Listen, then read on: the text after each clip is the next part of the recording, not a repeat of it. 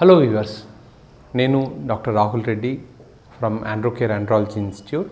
ఈరోజు మనం అజూస్పెర్మియా గురించి, ఎందుకంటే నాకు కామెంట్ సెక్షన్లో కొంతమంది అడిగారు అజూస్పెర్మియా గురించి చెప్పండి డాక్టర్ అన్నట్టు చెప్పారు. ఈ అజూస్పెర్మియా అంటే ఏంటి అంటే జీరో స్పెర్మ్ కౌంట్. అంటే మనము సీమెన్ అనాలిసిస్ టెస్ట్ చేయించుకున్నప్పుడు ఒకవేళ అందులో స్పెర్మ్స్ లేవు అని వస్తే మనకు దాన్ని అజూస్పెర్మియా అంటారు.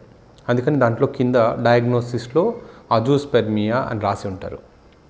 అజూస్పెర్మియా అంటే ఏంటి, వాటికి కారణాలు ఏంటి, వాటి గురించి ఈ వీడియోలో మనం డిస్కస్ చేసుకుందాం.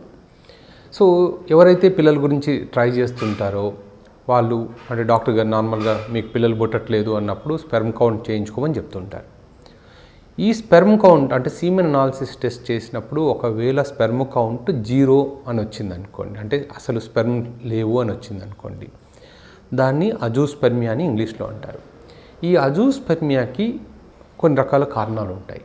ఒకటి, అసలు అంటే మనకు స్పెర్మ్స్ లాస్ట్ టైం మనం ఒకసారి డిస్కస్ చేసుకున్నట్టు స్పెర్మ్స్ ఎక్కడ ఉత్పత్తి అవుతాయి అంటే మనకు వృషణాల్లో అంటే టెస్టిస్లో స్పెర్మ్స్ ఉత్పత్తి అవుతాయి. ఒకవేళ ఈ వృషణాల్లో స్పెర్మ్ ఉత్పత్తి లేకపోతే అది మనం దాన్ని నాన్ అబ్స్ట్రక్టివ్ అజూస్పెర్మియా అంటాం. ఒకవేళ ఉత్పత్తి ఉండి బయటికి రాలేకపోతే దాన్ని అబ్స్ట్రక్టివ్ అజూస్పెర్మియా అంటాం. సో అంటే ఈ రెండు రకాల అజూస్పెర్మియాలో రెండు రకాలు ఉన్నాయి. ఒకటి అబ్స్ట్రక్టివ్ అజూస్పెర్మియా, రెండోది నాన్ అబ్స్ట్రక్టివ్ అజూస్పెర్మియా. సో ఈ అబ్స్ట్రక్టివ్ అజూస్పెర్మియా అంటే లోపల ఉత్పత్తి నార్మల్గా అవుతుంది, కానీ ఏదో కారణం వల్ల అంటే ఎక్కడో బ్లాకేజ్ వల్ల అవి బయటికి రాలేకపోతున్నాయి కాబట్టి దాన్ని అబ్స్ట్రక్టివ్ అజూస్పెర్మియా అంటాం. నాన్ అబ్స్ట్రక్టివ్ అజూస్పెర్మియా అంటే అసలు ప్రొడక్షనే లేకపోవడం. మళ్ళీ ఈ నాన్ అబ్స్ట్రక్టివ్ అజూస్పెర్మియాలో రెండు రకాలు ఉన్నాయి. ఒకటి టెంపరీగా ఏదైనా ప్రాబ్లం వల్ల ప్రొడక్షన్ ఆగిపోవడము, రెండోది అసలు బై బర్తే ప్రొడక్షన్ లేకుండా ఉండడం. అంటే ఇప్పుడు కొంతమందికి జెనెటిక్గా అంటే తల్లిదండ్రులది మేనరికం అవ్వడం వల్ల కానీ, జెనెటిక్గా ఏదైనా ప్రాబ్లం ఉండడం వల్ల కానీ ఆ స్పెర్మ్ కౌంట్ అంటే టెస్టిస్ సరిగా గ్రోత్ ఉండకపోవచ్చు. కొంతమందికి చిన్నతనంలో మమ్స్ అంటే గౌదబిల్లలు అంటాం. ఈ గౌదబిల్లలు అనేది ఒక వైరస్, మమ్స్ అనేది ఒక వైరల్ ఇన్ఫెక్షన్.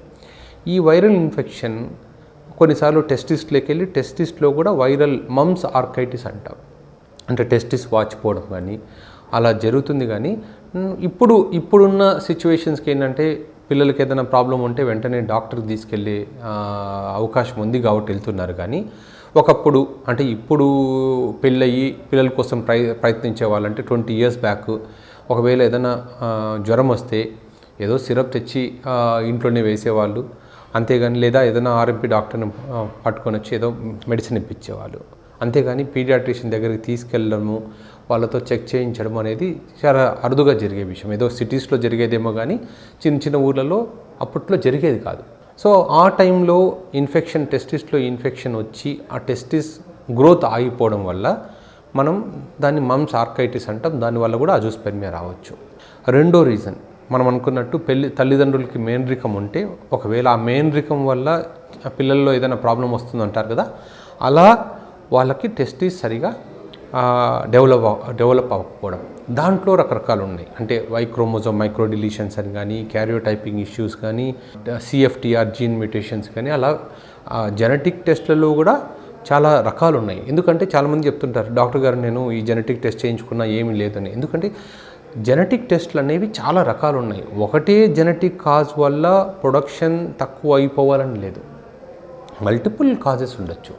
సో ఈ మూడు కాకుండా మనకు ఇంకోటి కూడా ఉంది. అంటే నాన్ అబ్స్ట్రక్టివ్ అజూస్పెర్మియాలో టెంపరీగా ఏదైనా ప్రాబ్లం వల్ల ప్రొడక్షన్ అయిపోవడం. అంటే కొంతమంది స్టెరాయిడ్స్ తీసుకోవడం వల్ల కానీ, కొంతమంది బాగా స్మోకింగ్ చేయడం వల్ల కానీ, ఆల్కహాల్ తీసుకోవడం వల్ల కానీ, అంటే వాటి టాక్సిసిటీ వల్ల, లేదా ఏదైనా సడన్ ఇన్ఫెక్షన్స్ రావడం వల్ల, అంటే ఇప్పుడు వైరల్ ఇన్ఫెక్షన్స్ వల్ల కానీ, ఒక వ్యక్తికి హై గ్రేడ్ టెంపరేచర్ ఒక 2-3 days టెంపరేచర్ ఉందనుకుందాం, అది టెంపరీగా స్పెర్మ్ ప్రొడక్షన్ని సప్రెస్ చేస్తుంది. అందుకని మనం ఎప్పుడైనా సీమెన్ అనాలిసిస్ చేయించాలన్నా కూడా ఫస్ట్ ఈ మధ్యకాలంలో ఏదైనా జ్వరం వచ్చిందా అని అడుగుతాం. ఎందుకంటే జ్వరం వచ్చినప్పుడు ఆల్రెడీ స్పెర్మ్ కౌంట్ తక్కువగా ఉంటుంది కాబట్టి ఒకసారి జ్వరం వచ్చిన తర్వాత అట్లీస్ట్ 3 నుంచి 6 వారాల పాటు ఆగి తర్వాత మాత్రమే మనము సీమెన్ అనాలిసిస్ చేయించుకోవాలి. సో అలాగే ఈ మధ్యకాలంలో మేము కామన్గా చూసేది ఏంటంటే కరోనా. ఈ కోవిడ్ ఇన్ఫెక్షన్స్ వల్ల కొంతమందికి టెస్టిస్లో కూడా ఈ కోవిడ్ ఇన్ఫెక్షన్, అంటే లంగ్స్లో మాత్రమే వచ్చిన దాన్ని మనం కోవిడ్ ఇన్ఫెక్షన్ అనుకోవడానికి లేదు. కొంతమందికి లంగ్స్లో ఏ ఇన్ఫెక్షన్ లేకున్నా కూడా కొంతమందికి పేగుల్లో కానీ, కొంతమందికి టెస్టిస్లోకి వెళ్ళి టెస్టిస్కులర్ టిష్యూని డ్యామేజ్ చేస్తుంది. అలాగే మనం కొన్ని స్టడీస్ చూసాం. ఈవెన్ కోవిడ్ ఇన్ఫెక్షన్స్ తర్వాత అంగస్తంభన ప్రాబ్లమ్స్ కూడా చాలా కామన్గా వస్తున్నాయి అని. ఎందుకంటే ఈ కోవిడ్ ఇన్ఫెక్షన్ అనేది, ఈ వైరస్ ఒకటే లంగ్స్లోనే ఇన్ఫెక్ట్ చేయాలని ఏం లేదు. ఏ ఆర్గన్లో, బాడీలో ఏ ఆర్గన్ అయినా అది ఎఫెక్ట్ చేయొచ్చు. అది టెస్టిస్ ఎఫెక్ట్ చేసినప్పుడు మనకు స్పెర్మ్ కౌంట్ తగ్గిపోతుంది. ఎందుకంటే చాలామంది, ఆల్మోస్ట్ మేము నెలకి ఒక 10 to 15 మెంబర్స్ని చూస్తున్నాం. సడన్గా స్పెర్మ్ కౌంట్ తగ్గిపోయింది అనగానే ఏంటంటే ఏదైనా ప్రాబ్లం వచ్చిందా అంటే కోవిడ్ వచ్చింది సార్ అంటున్నారు. ఎందుకంటే జనవరిలో మనకి ఎప్పుడైతే ఈ థర్డ్ వేవ్ వచ్చిందో ఆ టైంలో మనకి ఫిబ్రవరిలో ఆల్మోస్ట్ డైలీ మేము 5 to 10 పేషెంట్స్ని చూసాం. సడన్గా స్పెర్మ్ కౌంట్ తగ్గిపోవడము, కొంతమందికి 0 అవ్వడము. సో ఇవన్నీ వేరియస్ రీజన్స్ అనమాట. సో మనకు అజూస్పెర్మియాలో మనకి ఇప్పుడు ఏంటి, నాన్ అబ్స్ట్రక్టివ్ అజూస్పెర్మియానా, అబ్స్ట్రక్టివ్ అజూస్పెర్మియానా అని మనం ఫైండ్ అవుట్ చేయగలగాలి. ఒక విధంగా అబ్స్ట్రక్టివ్ అజూస్పెర్మియా అయితే కొంచెంలో కొంచెం బెటర్. ఎందుకంటే మనం ఒకవేళ సర్జరీ చేయొచ్చు, ఆ సర్జరీ చేసి బ్లాక్ ఎక్కడైనా ఉంటే దాన్ని బ్లాక్ని క్లియర్ చేయొచ్చు. ఒకవేళ అలా చేయకపోయినా కూడా ఒక చిన్న నీడిల్తో స్పెర్మ్ తీసుకొని మనం టెస్ట్ ట్యూబ్ బేబీ అంటే IVF చేసుకోవచ్చు. ఎందుకంటే ఆల్రెడీ స్పెర్మ్ ఉంది కాబట్టి మనకు పిల్లలు పుట్టే ఛాన్స్ అయితే ఉంది. సో అదొక సెక్యూరిటీ. బట్ ప్రాబ్లం అంతా ఎప్పుడు వస్తుంది అంటే నాన్ అబ్స్ట్రక్టివ్ అజూస్పెర్మియా పేషెంట్స్తోనే వస్తుంది. ఈ నాన్ అబ్స్ట్రక్టివ్ అజూస్పెర్మియా పేషెంట్స్కి ఏంటంటే జనరల్గా మెడికేషన్స్ తీసుకున్నంత మాత్రాన స్పెర్మ్ ఉత్పత్తి అయిపోయి బయటికి రావడం అనేది చాలా అరుదుగా ఉంటుంది. ఏదైనా అంటే జనరల్గా వాళ్ళకి ఏంటంటే హార్మోన్స్ చెక్ చేస్తాము. హార్మోన్స్ తక్కువ ఉన్నప్పుడు కొన్ని వారాల పాటు హార్మోన్స్ ఇస్తాం.